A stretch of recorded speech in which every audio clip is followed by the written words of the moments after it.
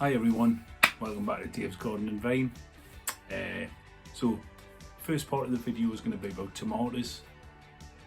The heat's been intense in the UK, especially in the northeast of England, which is probably unknown, but over the last couple of weeks and tomatoes have accelerated, and a lot of them are ripe now and ready for picking. So I've got San Marinos, I've got Tigerellas, I've got Sun Golds.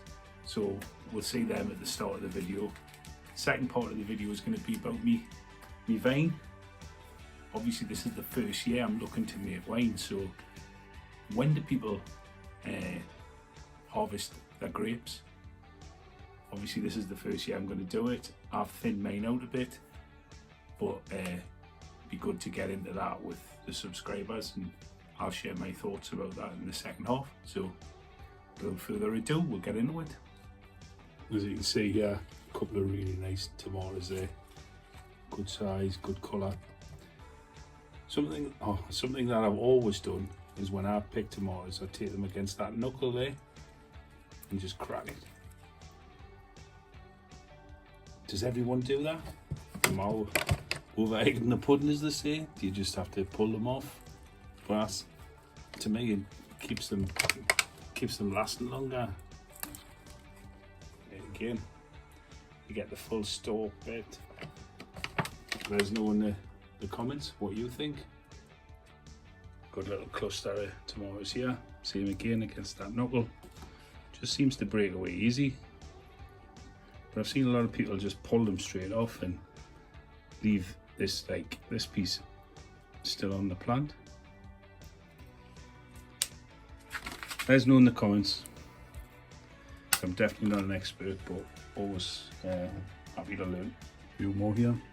Another thing, do people store their tomatoes in the fridge when they're picked? Obviously I like to eat them as quick as possible, but if I don't eat them all, I never put them in the fridge. I always keep them on the windowsill, just in a bowl. Let us know in the comments how you store yours. So obviously my grapevines are all grown in pots. So I've got two 4-year-old Pinot Noir. So they're not edible grapes. Well, you can't eat them, but they're for making wine. This winter, I'm going to take them out of the pots and either build like a sort of brick surround, because I do have some spare bricks that are on top of. I'm going to look to train the vine outside or through the base, through the floor of the greenhouse. What do you think's the best way of doing it? So I'd like ideas on that, would be greatly appreciated, but that's another future video to look out for when I take them. This one here and this one here out of the large pots. So obviously with the grapes,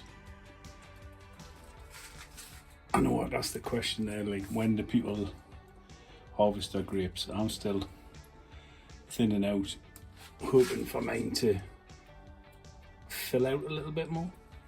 You see, I just take all these little ones off because obviously they're not going to grow now. There's a few there.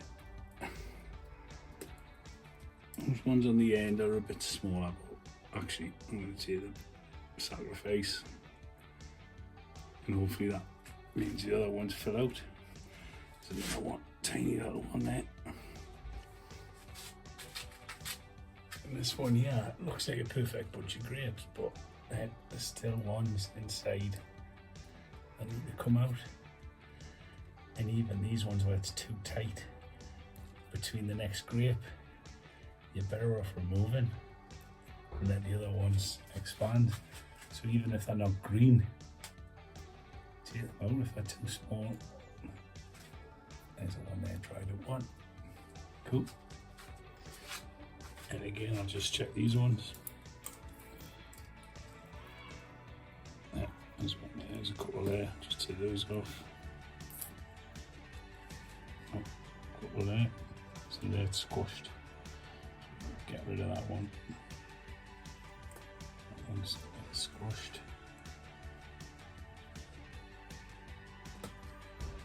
And you get odd ones that just drop off, so they're naturally helping you out, because they're obviously not going to survive. So got a bit of a delivery. Obviously, this video I talked about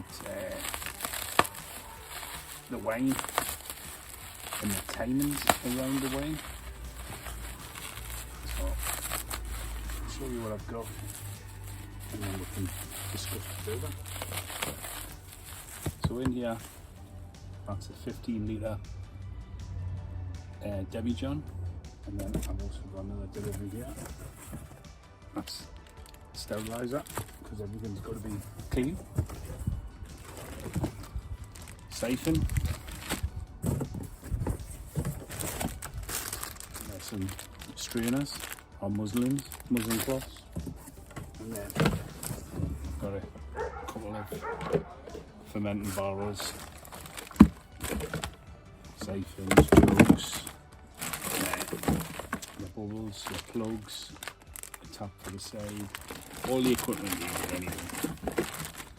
Anyone who wants to know, I can put the details in the video. So you've got exactly what I've got.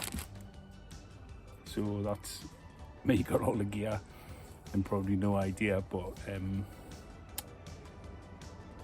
I was talking about dates about the grapes and when to pick them.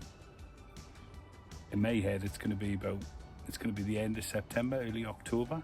But yet again, if there's anybody out there with more experience, please drop it in the comments and let us know. And then obviously you'll take your grapes, put them into one of the fermenting jugs, lightly crush them. That's probably about 7 or 10 days, and then you'll press them, and then you'll ferment again, and then transfer it into the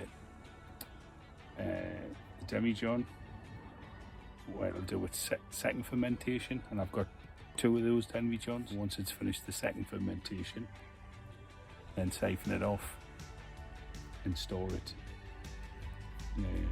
in the clean sort of demi-john, where that's where it'll be until I either bottle it or I can just drink it from it, because I don't think I'm going to make that much wine. Obviously the grapes I've got, they're only coming up to their 4th year, so they're not producing masses of grapes. So I'll probably just keep it in the demi-john at the correct temperature and then tap it off when I want a glass of wine. So I just thought that was something I wanted to share, and obviously if anybody out there has got any ideas, hints and tips, please let us know, because this is going to be a first time experience for me. But if you can like and subscribe, that would be fantastic, and catch you in the next one.